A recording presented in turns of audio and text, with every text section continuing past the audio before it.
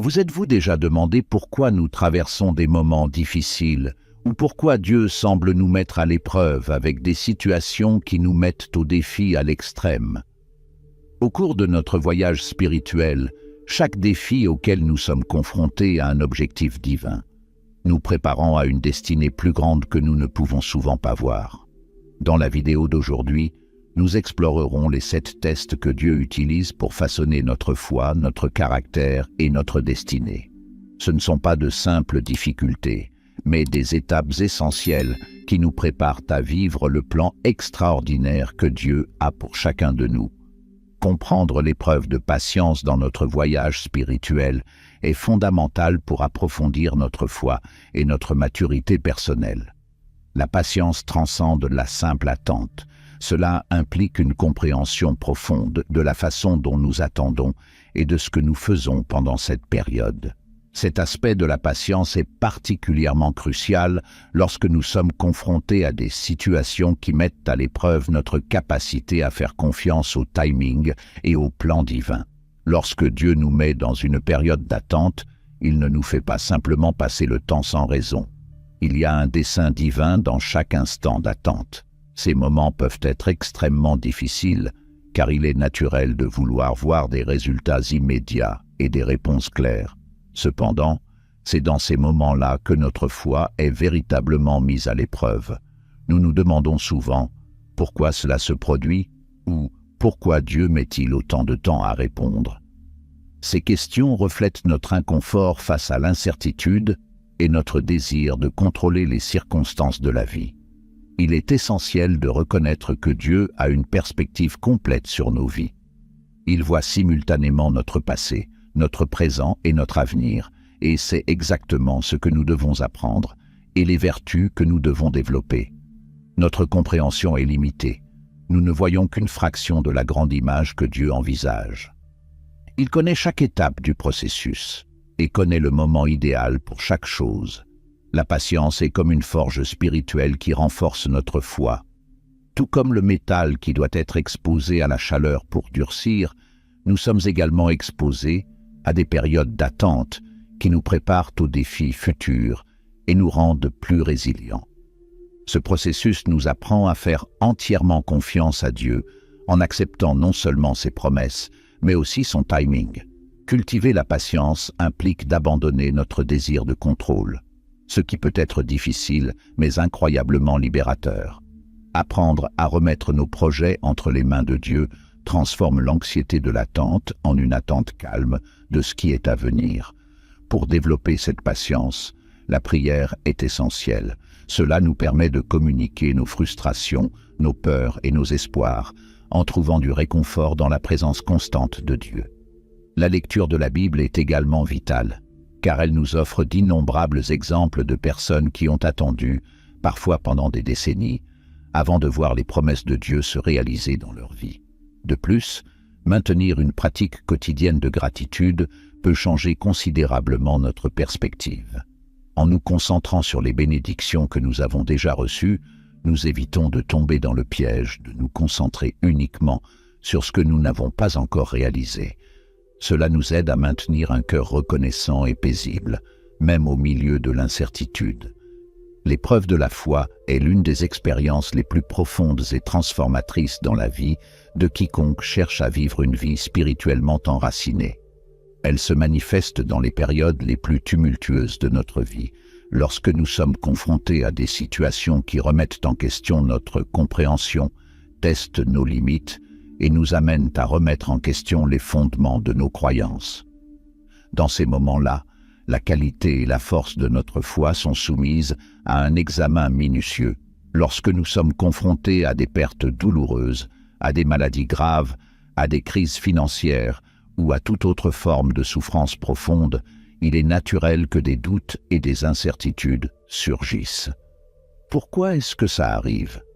Où est Dieu au milieu de cette douleur?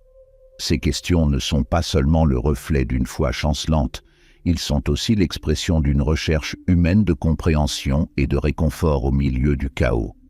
C'est là que l'épreuve de la foi se révèle non seulement comme une épreuve, mais comme une opportunité de croissance spirituelle significative. Ces circonstances difficiles servent de miroir qui reflète la vraie nature de notre foi. Dieu, dans son omniscience, n'a pas besoin de nous tester pour connaître notre foi.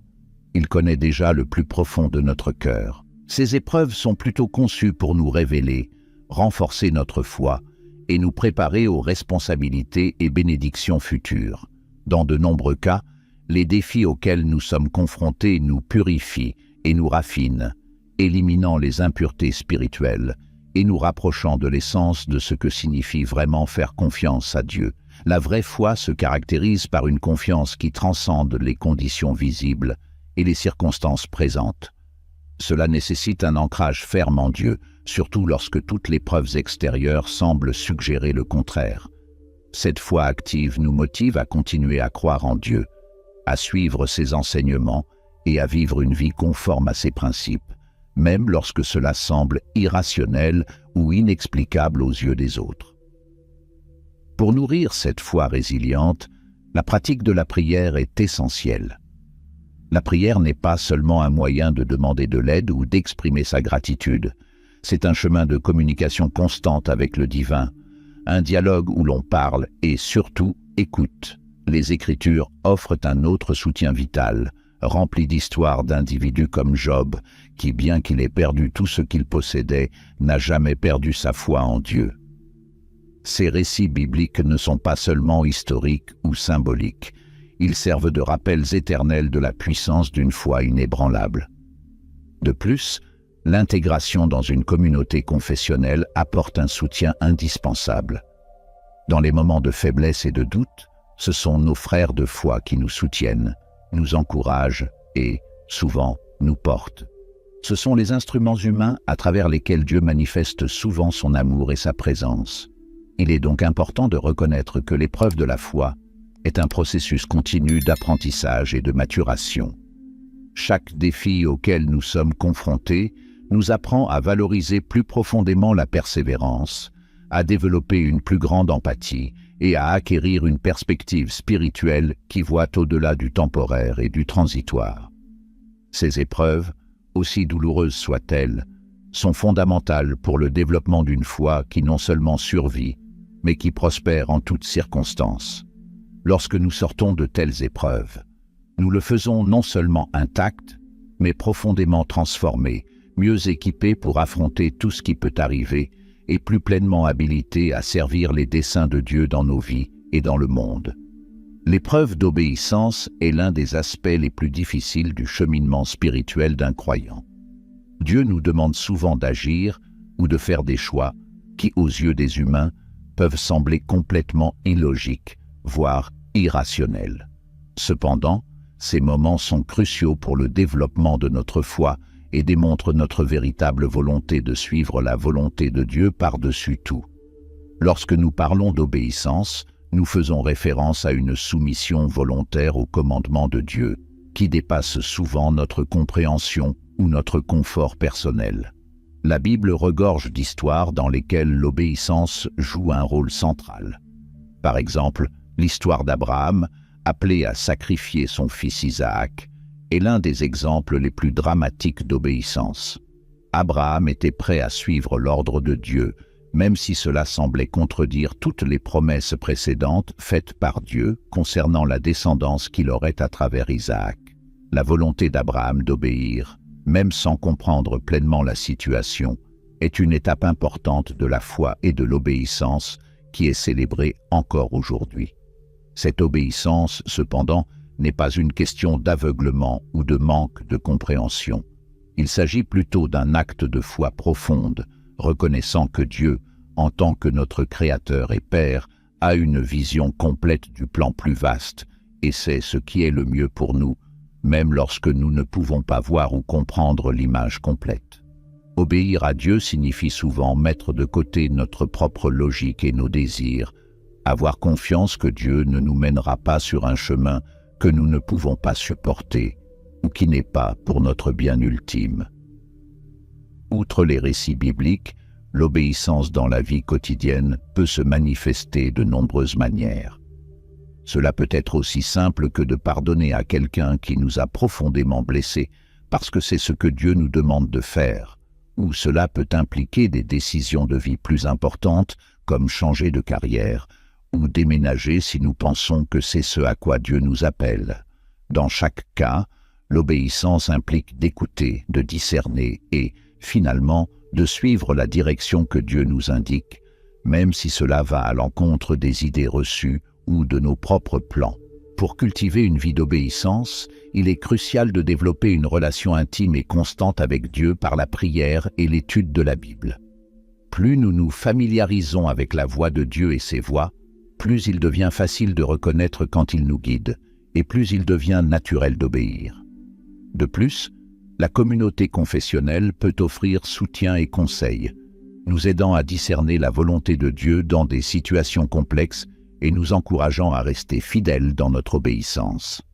Ainsi, l'épreuve de l'obéissance est à la fois une épreuve et une opportunité de croissance spirituelle. Cela nous met au défi de vivre d'une manière qui soit conforme aux principes du royaume de Dieu, et non seulement à ce qui est pratique ou facile. Cet alignement nécessite souvent des sacrifices et peut être difficile, mais les récompenses sont la paix et la joie profonde qui viennent du fait d'être en harmonie avec la volonté de Dieu, sachant que nous vivons d'une manière qui honore notre Créateur et remplit le but pour lequel nous sommes nés. Créer. La preuve de l'intégrité est fondamentale dans la vie de quiconque souhaite vivre selon des principes éthiques et moraux élevés, notamment d'un point de vue spirituel. L'intégrité, à la base, signifie adhérer systématiquement à un ensemble de valeurs morales, quelles que soient les circonstances ou les personnes qui les observent. Cet aspect de la vie spirituelle est un véritable défi, car il met à l'épreuve non seulement notre caractère, mais aussi notre véritable dévouement aux principes que nous professons suivre. En termes théologiques, l'intégrité est souvent comprise comme la pureté de notre engagement envers les enseignements et les commandements de Dieu. Cela implique de respecter ces normes, même dans des situations où il peut y avoir des tentations d'agir autrement. Par exemple, lorsque nous nous trouvons dans des situations où nous pourrions obtenir un bénéfice personnel grâce à des actions malhonnêtes ou injustes, notre intégrité est mise à l'épreuve. La décision de maintenir l'honnêteté et l'équité, même si cela peut entraîner une perte ou un désavantage personnel, est une véritable démonstration d'intégrité. La Bible regorge d'exemples d'intégrité. Peut-être aucun n'est aussi puissant que celui de Daniel en exil à Babylone. Vivant dans une culture étrangère avec des pratiques et des valeurs souvent en contradiction avec celles de sa foi, Daniel a maintenu son intégrité, refusant de compromettre ses pratiques spirituelles et alimentaires malgré les pressions et les conséquences potentiellement graves. Son attachement à sa foi et à ses valeurs l'a non seulement préservé, mais a également conduit à des témoignages d'une grande influence et à un changement au sein de la cour babylonienne. L'intégrité va au-delà de l'accomplissement de nos devoirs lorsque cela nous convient ou lorsque nous sommes sous surveillance. Elle se révèle de manière plus authentique dans les petits choix quotidiens, surtout lorsque personne ne regarde. Par exemple, la façon dont nous traitons les autres dans les situations quotidiennes, qu'il s'agisse de subordonnés au travail, du service client ou de membres de la famille, reflète notre véritable intégrité. Choisir d'être gentil, juste et honnête, même dans de petits actes, est une démonstration d'intégrité qui renforce notre caractère et approfondit notre relation avec Dieu. Développer et maintenir l'intégrité nécessite un engagement conscient et continu. Cela implique une étude régulière des Écritures pour renforcer notre compréhension et notre conviction des principes divins, la prière pour rechercher conseils et forces face aux tentations, et la recherche d'une communauté qui soutient et encourage un mode de vie droit. De plus, pratiquer une auto-évaluation régulière est crucial. Cela signifie réfléchir à nos actions et à nos motivations et être prêt à apporter des corrections lorsque nous réalisons que nos choix ne correspondent pas à nos valeurs déclarées. L'intégrité n'est pas une réussite ponctuelle, mais un processus continu visant à aligner nos actions sur nos valeurs fondamentales. En bref, Le test de l'intégrité nous met au défi de vivre selon les normes éthiques et morales les plus élevées dans toutes les circonstances de la vie. Ce faisant, non seulement nous nous rapprochons d'une vie qui reflète véritablement les principes auxquels nous valorisons, mais nous devenons également des lumières dans nos communautés, influençant positivement les autres grâce à l'exemple d'un caractère authentique et cohérent. L'épreuve de l'humilité est une dimension fondamentale du développement spirituel et moral que Dieu utilise souvent pour affiner le caractère de ses disciples. L'humilité, dans son essence biblique, n'est pas une question d'autodérision ou de sentiment d'infériorité. C'est reconnaître la vérité sur notre position par rapport à Dieu et aux autres. C'est la compréhension que tout ce que nous avons et tout ce que nous sommes dépend entièrement de Dieu. L'humilité est un défi, car elle va à l'encontre de nombreuses tendances naturelles de l'être humain, telles que l'orgueil, la vanité et le désir d'être reconnu et valorisé. Dans de nombreuses cultures, être considéré comme humble peut être interprété comme une faiblesse ou un manque d'ambition. Cependant, d'un point de vue biblique, l'humilité est une force. Cela nous met en alignement avec Dieu, nous permettant de recevoir sa grâce et sa direction, car, comme le disent les Écritures, Dieu résiste aux orgueilleux, mais il fait grâce aux humbles. Jacques chapitre 4, verset 6. Dans le contexte biblique, nous voyons de nombreux exemples de la façon dont l'humilité est valorisée et comment sa pratique conduit à une relation plus profonde et plus significative avec Dieu. Un exemple classique est Moïse, décrit comme très humble, plus que tous les hommes qui furent sur la terre. Nombre chapitre 12, verset 3. L'humilité de Moïse n'était pas une abdication de son pouvoir ou de son leadership, c'est plutôt ce qui lui a permis de diriger Israël efficacement et d'interagir avec Dieu de manière intime et directe. Dieu teste notre humilité de plusieurs manières. Cela peut se produire à travers des situations qui nous font nous sentir hors de contrôle, nous mettant au défi de lui faire confiance plutôt que de faire confiance à nos propres capacités. D'autres fois, cela peut impliquer d'être placé dans des positions où les autres sont élevés au-dessus de nous, mettant à l'épreuve notre capacité à célébrer et à soutenir les succès des autres sans envie ni ressentiment. De plus, Dieu peut nous appeler à servir dans des fonctions que le monde peut considérer comme inférieures ou indignes, testant ainsi notre volonté d'accomplir le travail nécessaire, quelle que soit la reconnaissance ou la gloire qui y est associée. Développer l'humilité nécessite une pratique constante et délibérée. Cela implique une prière demandant à Dieu de retirer notre orgueil et de nous apprendre à dépendre de lui. Cela comprend également l'étude des Écritures pour mieux comprendre l'exemple du Christ qui, bien qu'étant Dieu, s'est vidé lui-même, prenant la forme d'un serviteur. Philippiens chapitre 2, verset 7. La vie et le ministère de Jésus sont l'exemple suprême d'humilité, servant les autres jusqu'au sacrifice de sa propre vie. De plus, pratiquer l'humilité implique de demander conseil et d'être ouvert aux corrections des autres, en reconnaissant que nous n'avons pas toutes les réponses et que les autres peuvent nous offrir des perspectives précieuses. C'est également choisir d'accorder du crédit là où il est dû, en élevant les autres au-dessus de nous-mêmes et en se concentrant sur la contribution au bien commun plutôt que de rechercher notre propre agrandissement. En bref, l'épreuve de l'humilité est un voyage continu qui nous met au défi de mettre de côté notre orgueil et de reconnaître notre dépendance totale à l'égard de Dieu. En acceptant cette épreuve, non seulement nous grandissons dans notre caractère et notre spiritualité, mais nous devenons également des instruments plus efficaces de son amour et de sa grâce dans le monde. L'épreuve de persévérance est un aspect essentiel du parcours de toute personne cherchant à vivre une vie alignée sur des principes spirituels et moraux élevés. Cette épreuve se manifeste lorsque nous sommes confrontés à des périodes prolongées de défis, de difficultés ou d'adversité, sans voir de résultats ou de solutions immédiates. Durant ces périodes, notre foi et notre engagement sont mis à l'épreuve d'une manière qui nous met au défi de maintenir le cap malgré le manque apparent de progrès ou de réponse divine.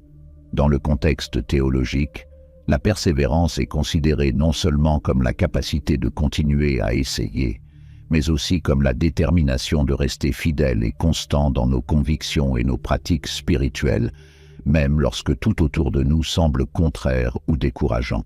Cette épreuve est fondamentale, car elle révèle la profondeur et la véritable nature de notre foi.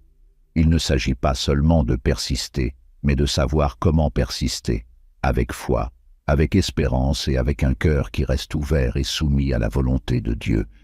La Bible regorge d'exemples de persévérance. Des personnages comme Job, qui a subi des pertes extraordinaires et des souffrances physiques extrêmes, illustrent cette vertu.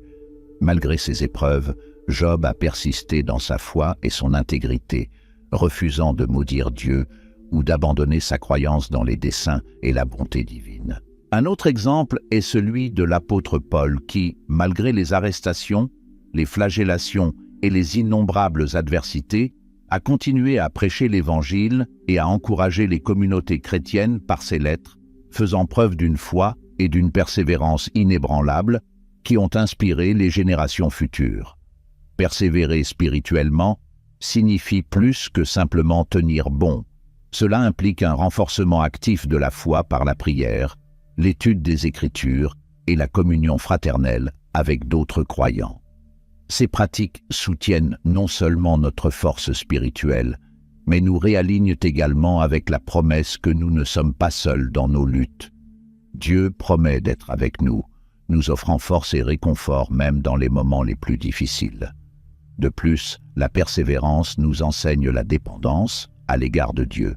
Dans les périodes d'attente et d'incertitude, nous apprenons à rechercher non seulement les bénédictions de Dieu, mais aussi sa présence et sa paix. Cela peut signifier apprendre à trouver du contentement et un but même lorsque les circonstances extérieures ne changent pas. Cette acceptation n'est pas une résignation passive, mais un choix actif de faire confiance à Dieu et à son timing, en reconnaissant que notre compréhension est limitée et que le timing de Dieu est parfait. La persévérance développe également en nous des qualités telles que la patience, la compassion et l'empathie. À mesure que nous sommes confrontés à nos propres difficultés, nous devenons plus conscients de celles des autres, ce qui nous permet d'offrir le même type de soutien et d'encouragement dont nous pouvons avoir besoin dans nos moments difficiles. Cela renforce la communauté de foi et nous rappelle que nous faisons partie d'un corps plus vaste où chaque membre contribue au soutien mutuel. En bref, l'épreuve de persévérance est essentielle à la croissance spirituelle et au développement du caractère. Elle nous apprend à maintenir la foi même face à de longues périodes sans réponse claire, approfondissant ainsi notre confiance en Dieu et enrichissant notre vie spirituelle. Alors que nous nous engageons dans cette épreuve avec un cœur ouvert et un esprit concentré, nous sommes transformés, devenant plus résilients, plus compatissants et, finalement, plus alignés sur la volonté divine. L'épreuve du but est un voyage intense et révélateur auquel chaque personne est confrontée alors qu'elle tente d'aligner sa vie sur la volonté divine. Ce voyage consiste à découvrir, accepter et accomplir activement le dessein que Dieu a pour nous. C'est souvent un chemin semé de sacrifices et qui demande un courage exceptionnel et une foi profonde en Dieu, caractéristiques qui se façonnent et se révèlent tout au long de ce processus. La découverte du dessein de Dieu ne se produit généralement pas soudainement ou de manière évidente. Il peut s'agir plutôt d'un processus graduel, découvert à travers diverses expériences, des interactions significatives et des moments de profonde introspection. Durant cette période, il est courant d'être confronté à des doutes et à des incertitudes, car lorsque nous cherchons à comprendre l'appel de Dieu, nous pouvons nous sentir perdus ou frustrés par le manque de clarté. Cependant, c'est en persistant dans cette recherche que nous commençons à voir les contours du plan de Dieu pour nos vies, en apprenant à interpréter les signes et les conseils qu'il nous offre à travers les circonstances de la vie et le témoignage des autres. Accepter cet objectif peut être encore plus difficile que de le découvrir. Comprendre ce que Dieu attend de nous n'est que la première étape. La prochaine étape consiste à aligner nos vies sur cette compréhension, ce qui peut nécessiter des changements substantiels. Ces changements peuvent englober divers aspects de la vie, comme la carrière, les relations, le lieu de résidence et même les aspirations personnelles. Chaque ajustement est un acte de foi, une déclaration de confiance en Dieu, reconnaissant qu'il sait ce qui est le mieux pour nous et que tout sacrifice fait au nom de cet objectif a une valeur éternelle. Ici, le courage est la clé, car chaque pas vers l'inconnu est un pas hors de sa zone de confort, nécessitant une confiance implicite que Dieu non seulement guidera chaque pas, mais fournira également tout ce qui est nécessaire tout au long du chemin. C'est dans l'accomplissement actif du dessein de Dieu que la foi rencontre l'action. Il ne suffit pas d'accepter l'appel en interne, il faut vivre conformément à cela. Cela peut signifier assumer de nouvelles responsabilités, démarrer des projets, s'impliquer dans des ministères ou des causes sociales, ou simplement vivre d'une manière qui reflète les valeurs et les enseignements chrétiens dans la vie de tous les jours. Cette étape est souvent un cycle continu d'action et de réflexion, car chaque expérience offre de nouvelles leçons et approfondit notre compréhension du dessein divin. Dans ce contexte, la persévérance est vitale. Il y aura des moments de découragement, d'échec et de critique, tant en interne qu'en externe. Dans ces moments, l'importance de la communauté chrétienne devient évidente. Avoir un réseau de soutien composé de personnes partageant les mêmes valeurs et pouvant offrir des encouragements, des conseils et des prières est inestimable. En outre, la pratique régulière de disciplines spirituelles telles que la prière, la méditation de la Bible et la participation au culte non seulement soutient l'esprit, mais réaffirme également l'engagement envers le chemin choisi. Enfin, le test du but ne consiste pas seulement à accomplir quelque chose de grand pour Dieu, il s'agit de devenir quelqu'un qui vit de manière cohérente et pleinement devant lui. C'est un voyage qui façonne non seulement nos actions, mais transforme également nos cœurs, nos esprits et nos âmes. En parcourant ce voyage, nous apprenons que le véritable objectif transcende les réalisations terrestres et touche l'essence de ce que nous sommes appelés à être, des êtres humains pleinement développés, profondément connectés au divin et véritablement alignés sur l'amour et les projets de Dieu pour le monde. Nous avons atteint la fin de cette vidéo et j'espère que le voyage que nous avons exploré ensemble a été enrichissant et éclairant pour vous. Comprendre et vivre notre dessein divin est non seulement une partie essentielle de notre foi, mais aussi un voyage qui nous transforme profondément. Si vous avez trouvé de la valeur dans ce contenu, veuillez laisser un commentaire ci-dessous en partageant vos propres expériences ou idées sur la façon dont vous découvrez et vivez votre objectif. Votre histoire pourrait être l'inspiration que quelqu'un a besoin d'entendre aujourd'hui. N'oubliez pas de laisser un like si vous avez apprécié la vidéo, car cela aide vraiment à diffuser notre message à davantage de personnes qui pourraient chercher des conseils sur leur propre cheminement de foi. Et bien sûr, si vous n'êtes pas encore abonné à la chaîne, je vous invite à vous abonner dès maintenant et à activer la cloche de notification. Vous ne manquerez donc pas nos futures vidéos, pleines d'éclairage et de réflexion pour vous aider sur votre chemin spirituel. Merci beaucoup d'avoir regardé et à la prochaine fois. Que Dieu bénisse abondamment votre vie.